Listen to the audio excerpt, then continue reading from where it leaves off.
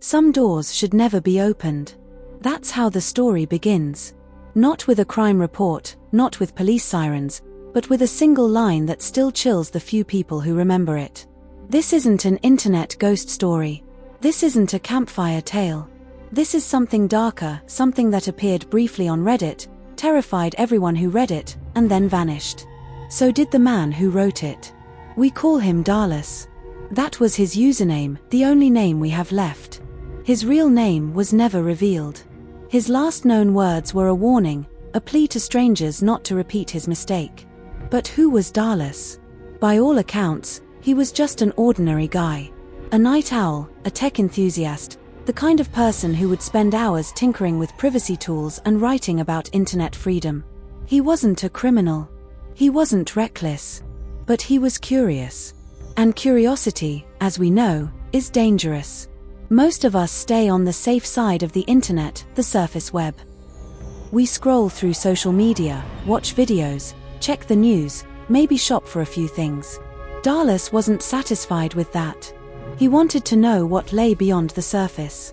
Beneath the web we know lies a network of hidden sites, encrypted forums, anonymous marketplaces, places where identities are masked and nothing is off limits. This is where Darlus spent his nights. He wasn't looking for trouble. He was looking for knowledge. He would log on with his VPN, fire up his Tor browser, and disappear into the underbelly of the internet. To him, this was exploring. A digital adventure. And for a while, that's all it was: reading secret discussions, watching people debate politics without censorship, seeing a side of the world most people never glimpse. But then came the night that would change everything. It was raining outside. The kind of soft, endless rain that makes you feel safe at home. He sat at his desk, headphones on, the glow of his monitor lighting up the room. He browsed through hidden forums, his coffee going cold. Nothing unusual, nothing out of the ordinary until he saw it. A single link. The title read, "Live Experience Real, Uncensored." Most people would scroll past it. But Darlus didn't. He hesitated, stared at it for a moment. Something about it felt different. There was no description, no explanation. Just that title. And then, slowly, he clicked. When the page loaded, the first thing Darlus noticed was the silence. Not literal silence, his room was quiet, but the kind of silence that feels wrong. The screen didn't look like anything he'd seen before. It wasn't a marketplace, it wasn't a forum, it wasn't even a typical video stream. It was too clean. Black background, white text, a single window in the middle showing a live feed. For a few seconds, nothing happened. Just an empty chair in a dimly lit room. Darlus frowned, leaning closer to the screen. Maybe this was some kind of prank. A dead feed. Then the chair moved. It wasn't the chair itself. It was someone being dragged into the frame, a girl, maybe 19, maybe 20, her hands bound behind her back. The moment she sat down, or rather, was forced down, Darlus felt a chill run up his spine. He'd seen disturbing things online before. Clips from war zones, street fights, shock videos people dared each other to watch. But this was different. This wasn't something from the past, something recorded somewhere far away. This was happening right now. And he wasn't just watching. On the right side of the screen, a chat box scrolled with activity.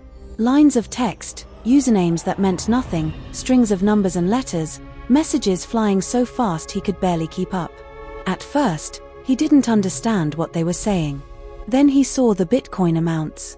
Someone typed, "Burn her hair. 0.002 BTC cent." Another, "Cut the lights. 0.005 BTC. And then the worst one, "Break her finger. Extra if she screams." Darlus's stomach turned. It wasn't a recording. It was a show. And these weren't just spectators, they were participants. He told himself to close the tab, to shut it down right now. But for one more second, he kept watching. Maybe it was shock. Maybe it was disbelief. Maybe it was the same terrible curiosity that made him click in the first place. The girl looked straight at the camera. Not for long, just a moment. Her eyes were red, wet with tears. And something about that single look made his hands shake. He hit escape. Nothing happened. He clicked the browser close button. The screen flickered for a moment, then a message appeared. "Leaving so soon, Darlus?" His heart nearly stopped. That wasn't possible. Tor was supposed to hide who he was. His VPN should have masked his location. But there it was, his username. His name. He froze. Another message appeared. "Close again, and you'll take her place." That was enough. He yanked the power cable from the wall. The screen went black instantly. He sat there in the darkness, breathing hard, listening to the rain outside. He waited for his laptop fan to spin down, waited until the room was completely silent. His hands were still shaking when he finally got up and backed away from the desk, as though the screen itself was watching him. The rest of the night, he didn't sleep. Every noise outside made him flinch. Every passing car felt like it was slowing down just outside his house. The next morning, he told himself it was over. He turned his computer back on, reformatted the drive, wiped everything, changed all his passwords, bought a new VPN subscription. He even replaced his router, just in case. But deep down, he knew that none of it mattered. Because someone out there had spoken to him directly. And they knew his name.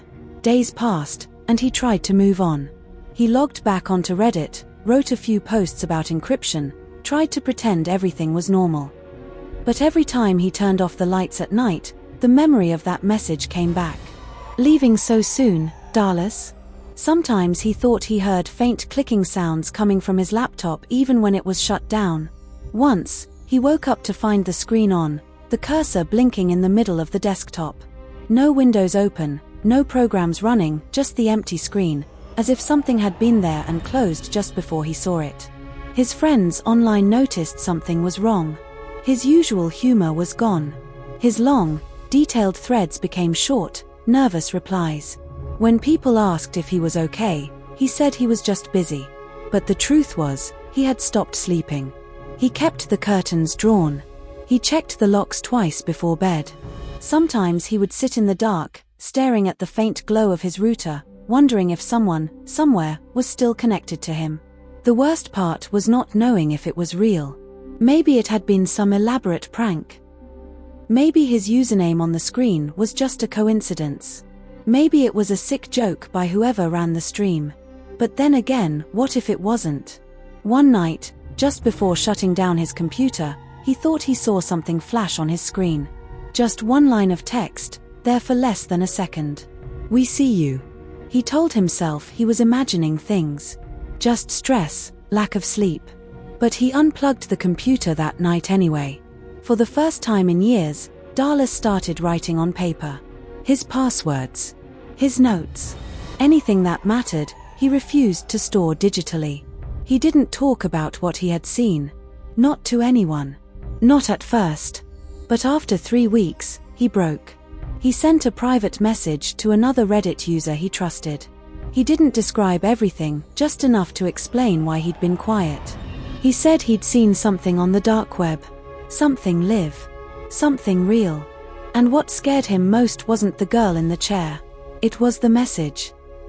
It was that someone, somewhere, had spoken to him by name. The user never replied. The account was deleted 2 days later. And then, the messages started coming. Darlus told himself he wouldn't go back. He promised he wouldn't. But curiosity is a stubborn thing. It gnaws at you. It whispers when the room is quiet, when the lights are off, when you think you've moved on. What did he actually see that night? Was it real? Was the girl okay? Or had she? No, he didn't want to think about that. For a few days, he resisted the urge. He threw himself into work, kept busy, even stayed off Reddit entirely. But then one night, when the house was still and the world outside was dark, he found himself sitting back at the same desk, staring at the same keyboard. He hadn't planned to go back.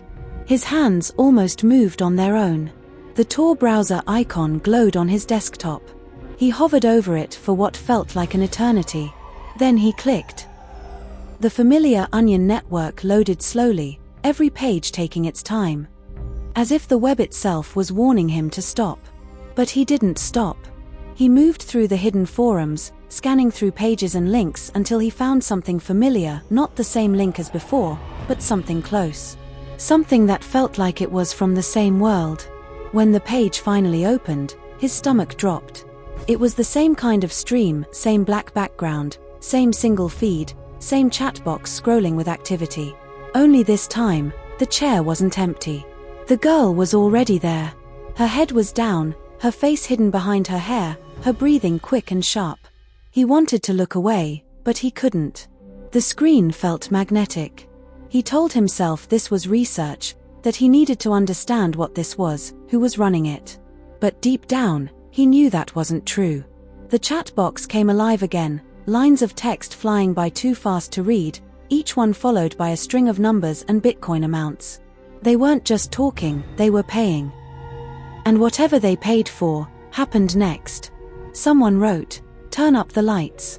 0.002 BTC. The lights in the video brightened instantly. Another wrote, "Show her face." 0.003 BTC. A gloved hand appeared on screen, gripping her chin and forcing her head up. And then the room went cold. Because this time, the girl didn't just look into the camera. She spoke. Not loud.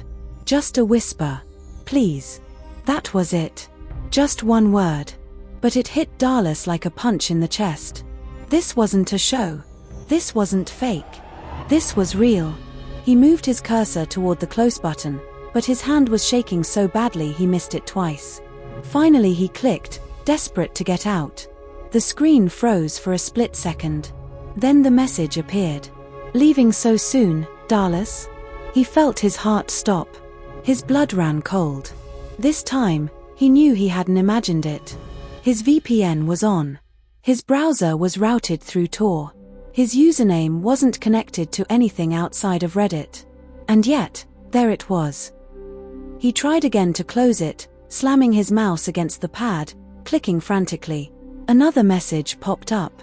"If you close again, you'll be the next one in the chair." That was it. He didn't bother with a graceful shutdown. He didn't bother with passwords or programs or clearing logs. He reached under the desk and yanked the power cable from the wall so hard that the plastic casing cracked against the outlet. The screen went black. The room was plunged into silence. His chest heaved, his breath ragged and uneven, sweat running down his back even though the night air was cool. He sat there for several minutes, staring at his own reflection in the dark screen, waiting for something, a knock at the door, a noise outside, anything. But nothing came. After what felt like hours, he got up and backed out of the room. He didn't sleep. He didn't even turn the lights off. He just sat in the living room, staring at the front door until the sun came up. The next morning, he tried to convince himself that it was over. But deep down, he knew better. That night, he unplugged his computer before going to bed. And yet, in the middle of the night, his phone lit up on the nightstand. No number. No contact name. Just a blank screen with one notification. Curiosity has a price. He dropped the phone as if it had burned him. By the time he picked it back up, the message was gone. No history, no record, no screenshot to prove it had ever been there. He smashed the phone the next morning. Drove to a different city to buy a new one, paid cash, used a fake name for the SIM card. It didn't matter. Because 2 nights later, at exactly 3 a.m., the new phone lit up. Same message. He didn't sleep again after that. Days turned into weeks, weeks into months, and Darlus became a ghost in his own life. He stopped going out after dark. Stopped answering calls from friends. Stopped posting on Reddit entirely. But even as his online presence faded, the messages kept coming. Sometimes on his phone. Sometimes flashing on his computer screen just as it was about to power off. Once, in the reflection of a dark monitor, he thought he saw words written faintly behind him, though when he turned, the room was empty. The messages weren't always the same. Sometimes they just said, "We see you." Other times, they were worse. "You're next. We're waiting." And one night, simply, "Soon." He couldn't tell if they were threatening him or toying with him. Maybe both. Maybe that was the point, to keep him on edge, to keep him afraid. Whatever it was working. He started carrying a baseball bat around the house. He installed 3 new locks on the front door. He even covered the cameras on his laptop and phone with tape. None of it made him feel safe. The night he finally decided to leave the house, to go stay with a friend, to put some distance between himself and whatever was happening, was the night everything changed. When he pulled into his driveway after work, he immediately noticed something wrong. The front door was open. Just slightly. Just enough. His stomach dropped. He stepped inside slowly, gripping the bat so hard his knuckles went white. The house was silent. Too silent. No broken glass, no overturned furniture, no sign of a break-in. Just the faint smell of cold air and something else he couldn't quite place, metal, maybe, or dust. And then he saw it. On his bed, in the exact center of the mattress, was a single sheet of paper. "You thought we didn't find you?" His blood ran cold. He backed out of the room, out of the house entirely, got in his car, and drove. He didn't know where he was going, just away. Away from the house, away from the screen, away from everything. And that was the last time anyone saw him. Darlus's breath hitched as the screen turned black. His finger hovered over the trackpad, the cursor frozen mid-click. The window that had displayed that horrific live stream, the one with the girl in the chair, was gone. He thought he was safe. He thought he had shut it down in time. But then it appeared. A single line of text popped up against the black void of his monitor. Bright, glowing letters as if written just for him. "Leaving so soon, Darlus?" It was like someone had whispered his name in his ear. His stomach twisted so violently he thought he might throw up. The room suddenly felt smaller, the faint hum of his laptop turning into an oppressive drone. He blinked at the screen, frozen, trying to process what had just happened. His mind raced. How do they know my name? This wasn't a username. This wasn't his email. This wasn't a random alias that could have been guessed. It was his real name. The name his parents had given him. The name no one on the internet knew. His hands began to shake as he moved the cursor again, desperately smashing the browser's exit button, praying it would close everything. But before the window disappeared, another message popped up, this one sharper, crueler, as though whoever was typing could feel his panic. "Close it again, and you're next. Chair girl gets a break. Your turn." For a few seconds, the entire room was silent except for the sound of his pulse hammering in his ears. Darlus didn't think. He didn't reason. He just reacted. He slammed the laptop shut so hard the table shook. Then he yanked out the power cable, ripped the battery from the machine, and tossed the entire thing across the room like it had been infected with a virus that could crawl off the screen and strangle him. The room was pitch black now, lit only by the faint glow of a street lamp bleeding through the blinds. His own breathing was ragged, loud, almost embarrassing in the silence. He grabbed his phone, checked the time. 2:47 a.m. He had been online for hours, browsing markets, looking at bizarre listings for fake passports, hacking tools, drugs, guns, the usual dark web underbelly. But this was different. This wasn't some scammer or dealer selling to anonymous strangers. This was someone watching back. Darlus stood there in the middle of his apartment, listening for sounds outside his window, half expecting to hear footsteps in the hallway or scratching at his door. He walked over to the window and slowly parted the blinds with 2 fingers. The street was empty. Too empty. He backed away, heart pounding. Suddenly, the laptop he had thrown made a soft click sound as it settled on the floor. It wasn't turning on, but for some reason, that tiny noise sent another shock through him. He couldn't stay here. Not tonight. Grabbing his keys, his wallet, and a hoodie, Darlus left the apartment and got into his car. He drove aimlessly for an hour, windows down, letting the cold air slap him awake as his thoughts spun in circles. He thought about what he had seen. The girl. The chat window. The messages flying by from anonymous users who were laughing, joking, sending Bitcoin to see her suffer. And then he thought about that last line, the one that felt like it had crawled out of the screen and wrapped itself around his throat. "Close it again, and you're next." He parked outside a 24-hour diner and just sat there, staring at the neon sign buzzing above him. Every car that passed made him jump. Every stranger who walked by seemed to glance at him just a little too long. When the sky finally began to lighten, he drove back home, exhausted but unable to sleep. He didn't touch the laptop again that day. Or the next. For nearly a week, he didn't go online at all. He turned off his phone at night, stopped checking Reddit, avoided his usual tech forums. But paranoia clung to him like a shadow. Every time his phone buzzed with a notification, he felt his stomach twist. Every time a neighbor walked past his window, he instinctively ducked. By the fourth night, sleep deprivation had taken over. He sat on the edge of his bed, staring at the dark outline of his laptop across the room. "It's just a machine," he told himself. "They can't hurt me through a machine. It's just text. Just code." But deep down, he wasn't sure. He had always prided himself on knowing how the internet worked: encryption, VPNs, proxies, all of it. He had built his reputation online writing about privacy, teaching people how to stay anonymous. And now he felt naked. Like someone had peeled away every layer of security he had ever trusted and was just sitting there, watching him from the dark. The next morning, Darlus decided to do something drastic. He packed the laptop into its case and drove to an electronics recycling center on the other side of town. He handed it over without saying a word, watching as the employee tossed it into a bin full of other dead machines. It should have felt like relief. But it didn't. On the drive home, he couldn't shake the feeling that it wasn't enough. He bought a brand new laptop that afternoon. New phone. New SIM card. He reset every password he could remember, enabled two-factor authentication on every account, and wiped every trace of his old digital life. That night, when he finally dared to log back into the internet, his hands trembled as he opened his email. Nothing. No threats. No strange messages. For a moment, he thought maybe he had imagined it all.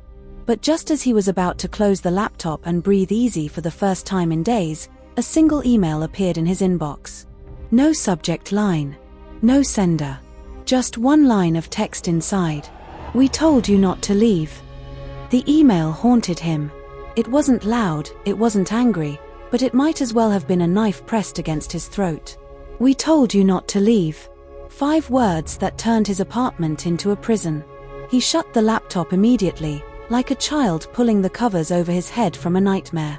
But there was no safety here. The glow of the screen still seemed to bleed into the room, like the message was burned into the air itself. Darlus paced his small apartment, running both hands through his hair, trying to convince himself this was just some hacker. Someone playing games.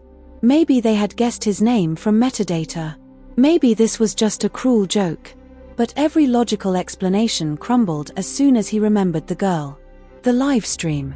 The chat window. Those people weren't joking. And someone, somewhere, wanted him to know they were watching. Sleep became impossible. When he closed his eyes, he didn't see darkness. He saw that chat room. He saw the girl tied to the chair. He saw the Bitcoin amounts flashing in the corner of the screen like a scoreboard for human suffering. Every night he sat in bed staring at his door, heart pounding, waiting for a sound that never came. The nights blurred into mornings, and the mornings into afternoons.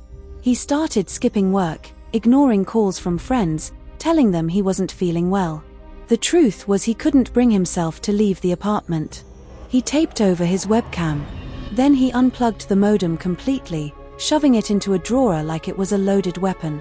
He started sleeping with a kitchen knife by his bed, gripping it so tightly that his knuckles turned white. He stopped opening his curtains. The world outside felt hostile now, too bright, too dangerous. Every car that drove by felt suspicious. Every stranger on the sidewalk looked like they might be watching him. He even stopped using his phone at night. The buzzing sound of a notification would send him scrambling, checking the screen with his stomach in knots. Some nights he would sit on the floor in total darkness, his back against the wall, just listening.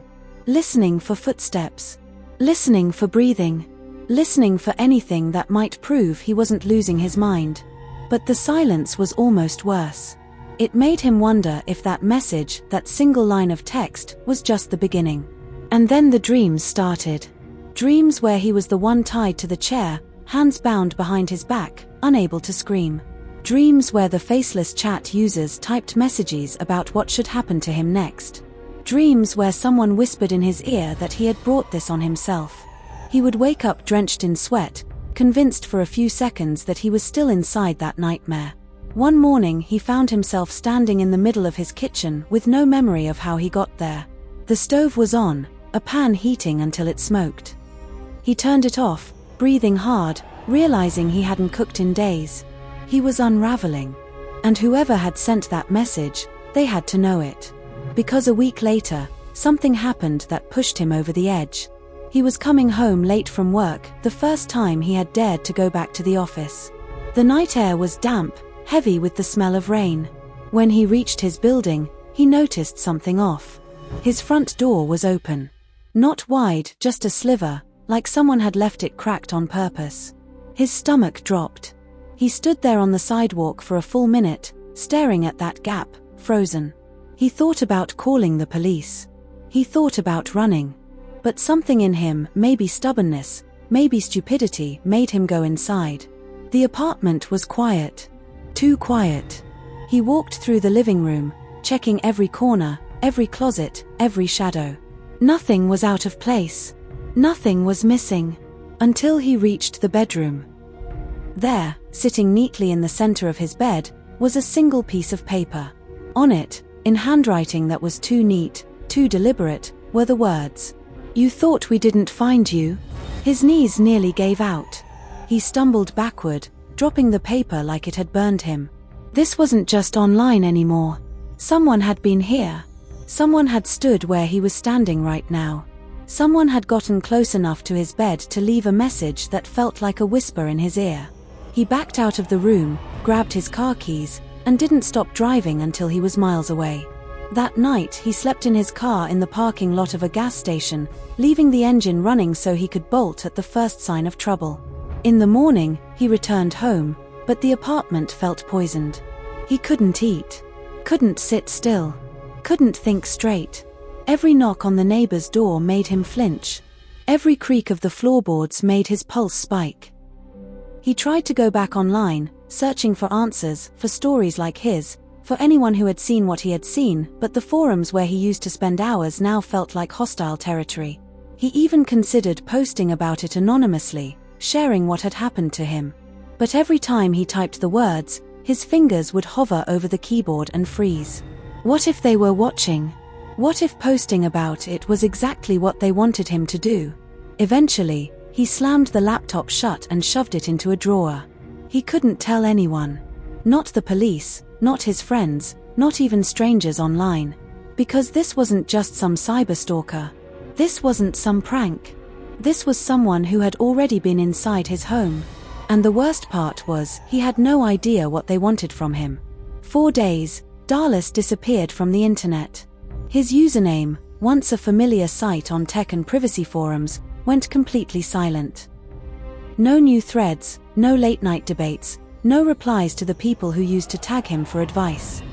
It was as if he had gone offline in every sense of the word, digitally and emotionally. Those who knew him online noticed first. Some messaged him to check in. Most got no response at all. A few received one-word replies, "Fine, busy, can't talk." But there was nothing fine about Darlus now. Inside his apartment, the walls felt like they were closing in on him. The note left on his bed was burned into his memory. He had thrown it away, but it didn't matter. He could still see the handwriting every time he closed his eyes. He could still hear the question, "You thought we didn't find you?" The worst part wasn't the words themselves. It was the fact that they had been inside his space, inside the one place he thought was safe. He had changed all the locks the very next morning. He'd even installed a cheap camera at the door, one of those motion sensor ones that sends alerts to your phone. But it didn't make him feel safer. If anything, every notification only made him more jumpy. A neighbor passing in the hallway, the mail carrier dropping off a package, even his own shadow triggered the alert and sent a jolt through him like an electric shock. Sleep was a stranger now. He stayed up until his body gave out. When he finally closed his eyes, his brain didn't rest. It replayed the same images over and over, the girl in the chair, the flashing Bitcoin payments, the chat box full of cruel suggestions. And then, the message. The one that called him by name. He knew what he had seen wasn't normal. He knew that he had stumbled onto something he was never meant to find. But a part of him still couldn't let go of the question that had started it all. What was that site, really? Who was running it? How did they know who he was? How did they find him? That's when he made the mistake. Late one night, he turned his laptop back on. The glow of the screen filled the room like a lighthouse in the dark. His hands shook as he typed, but he couldn't stop himself. He searched for other people who had seen similar things. Hidden forums, old threads, even obscure blogs. It took hours, but he found them: scattered posts from users claiming to have seen red rooms, live streams where horrible things were done for money. Most of the replies dismissed them as myths, creepypasta, digital urban legends meant to scare people. But one post stood out. It was from a user who claimed to have been there too. The details were eerily similar: a live stream, a chat window, payments in Bitcoin. And just like Darlus, this user said they had received a message afterward. At first, Darlus felt relief. He wasn't alone. Someone else had seen what he had seen. He created a throwaway account and sent the user a message. Hours passed. Then came the reply: "You shouldn't talk about it here." He froze. The message was short, but something about it felt urgent, almost panicked. He wrote back, asking what they meant. No response. He waited a day, then another. Nothing. When he checked the account again, it was gone. Deleted. That was when he realized this wasn't just about curiosity anymore. This was survival. He stayed offline for a week after that. When he finally logged back into his regular accounts, he noticed something strange: an unread message in one of his inboxes. It wasn't from any platform he used. It wasn't even from an email address he recognized. It just said, "Curiosity has a price." The words made his blood run cold. He threw the phone across the room, heart hammering in his chest. How had they found him again? This wasn't even the same device he had used before. He had replaced everything: the phone, their SIM card, the laptop. But they still knew. He deleted the message, smashed their SIM card with a hammer, and bought yet another phone. And yet, a few nights later, the new phone buzzed at exactly 3 a.m. One line: "We are patient." He dropped the phone like it was burning him. For the rest of the night he sat in the corner of the room, knees to his chest, knife in his hand, watching the shadows creep across the floor. His paranoia became unbearable. Every time he walked to work, he looked over his shoulder. Every time a car slowed near him, he held his breath. He started memorizing license plates, convinced he was being followed. Even his co-workers noticed the change. The cheerful, slightly sarcastic Darlus they knew was gone. He barely spoke. He jumped at loud noises. He left the office early with excuses no one believed. Then came the final straw. He arrived home one night, exhausted and running on caffeine, only to find the door unlocked again. This time, nothing was missing. But there was another note. Same neat handwriting. Same deliberate tone. "You still think you can hide?" He sank to the floor, clutching the paper in both hands, his chest heaving. They weren't just watching him. They were waiting for him to break. And he was starting to think maybe he already had. For the next few days, he barely left the house. He didn't eat. Didn't shower. He just sat at his desk staring at the screen, opening and closing the laptop without doing anything on it. Then, one night, he logged into Reddit again. He wrote a post. A long one. He didn't name the site, didn't share screenshots, didn't even describe everything in detail. But he warned people. Told them that some links aren't worth clicking. That some doors should never be opened. Within hours, the post went viral on the smaller privacy forums. People debated whether it was real or fiction. Some mocked him, others believed him completely. And then, just as suddenly as it appeared, the post was gone. Deleted. And so was his account.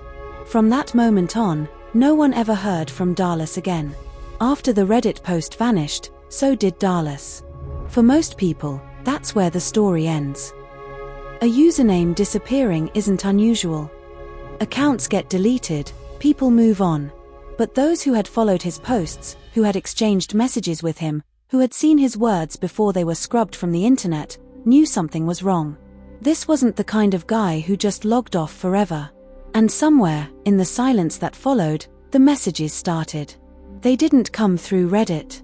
They didn't come through email. They came from nowhere. At first, it was just a buzzing sound on his new phone. He picked it up, expecting a missed call or a wrong number, but there it was, a single line glowing against the black screen. Curiosity has a price. He froze, staring at it until the screen dimmed. No number, no name, no trace of where it had come from. The next night, the same thing happened. This time, the message simply said, "Do you think we're done?" The third night. We never forget. It became a pattern. Not daily, not predictable, but always at night. Sometimes it would come when he was sitting on the couch, sometimes when he had just stepped out of the shower. Once, chillingly, it came just seconds after he turned off the lights in his bedroom, as though someone was right there, watching him. The content of the messages changed too. At first, they were warnings, then taunts, then something darker. "You look tired. Nice shirt today. Locking your door won't help." He stopped sleeping altogether. His hands shook constantly, his skin went pale, his eyes ringed with dark circles. And then came the one that broke him completely. "You sit too close to the window." He had been sitting by the window for hours that day, scrolling through old threads, desperate to find answers, desperate to find anyone who believed him. Whoever sent that message had seen him. Recently. He ripped the curtains down that night and nailed a blanket over the window. The apartment looked less like a home now and more like a bunker. But the messages didn't stop. Sometimes they came in the form of a blank screen, just his name, glowing white. Sometimes they included photos. One was of his street. Another was of his building. One was of his own front door. He reported it to his phone carrier, but they couldn't trace it. He replaced the phone again. And again. But each new device, brand new out of the box, would eventually light up with the same thing. "We are patient." He started to hear things at night, or maybe he was just imagining them. Knocks that never came from any door, footsteps that stopped when he turned on the lights. He would wake up drenched in sweat, certain he had heard breathing right next to his bed. It was as if whoever was doing this wasn't just tormenting him, they were shaping him, wearing him down, turning him into something fragile. Once, he swore he heard whispering through the vents. When he pressed his ear to the metal, it stopped. Another night, while walking to the kitchen, he noticed the sound of a TV in the apartment next door. A laugh track, canned laughter. Except his neighbor didn't own a TV. When he knocked, no one answered. He barely ate now. Barely spoke. Every night he expected them to come. And sometimes, he almost wanted them to. Anything would be better than waiting. Then, one night, just after midnight, a message arrived. Soon. That was it. No taunts. No threats. Just one word. The next day he called in sick to work, sat on the floor of his kitchen with his back against the cabinets, knife in hand, waiting. No one came. But that night, as he finally gathered the courage to go to bed, he heard something. Not footsteps. Not knocking. Laughter. Soft, muffled laughter coming from somewhere inside the apartment. He stood there, paralyzed, ears straining. The sound came from his bedroom. He crept toward the door and pushed it open. Nothing. The room was empty. But there, on the bed, was another note. "You still think you can hide?" His heart pounded so hard he thought it might burst. He dropped the knife, stumbled backward, and ran out of the apartment barefoot.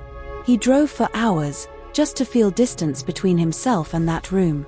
He stopped at a cheap motel off the highway and collapsed onto the bed fully dressed, too afraid to sleep. When he woke up, the sun was rising. His phone was buzzing. One new message. "We like the motel." He threw the phone against the wall, smashing it into pieces. But the damage was done. They were everywhere. And there was nowhere left to run. Darlus had reached the point where fear had become his only companion. Every sound, every shadow, Every subtle flicker of light sent his heart racing. The messages had stopped coming for a few days, but that silence was worse than any threat. It wasn't peace, it was anticipation, a countdown he could feel but not measure. He didn't know when the next strike would come, only that it would. And he was running out of options. He hadn't left the apartment in days. His supplies dwindled. He didn't eat properly. He barely drank. His eyes were rimmed with dark rings, red and raw from staring at the walls, the floor, the corners, anywhere he could imagine movement. He barely slept. When he did, the dreams were worse than the messages, worse than the livestream, worse than the notes left on his bed. The dreams had become reality, or reality had become a dream. He no longer could tell the difference. That morning, he forced himself to go to work. He needed a semblance of routine. Needed to prove he wasn't broken. He walked through the city streets like a ghost, unnoticed, invisible, hoping that somehow that would protect him. But the feeling never left him, the eyes, always watching, following. He imagined them everywhere, the street lamps, the passing cars, the faces of strangers. Every glance, every passing shadow, a message in disguise. Work was a blur. He kept his head down, avoiding eye contact, barely moving. His colleagues noticed. "Are you okay?" someone asked. He muttered, "Fine," though the word tasted bitter in his mouth. Fine was a lie. Fine meant alive. Fine meant not yet gone. Fine was a word he clung to desperately because it was all that he had left.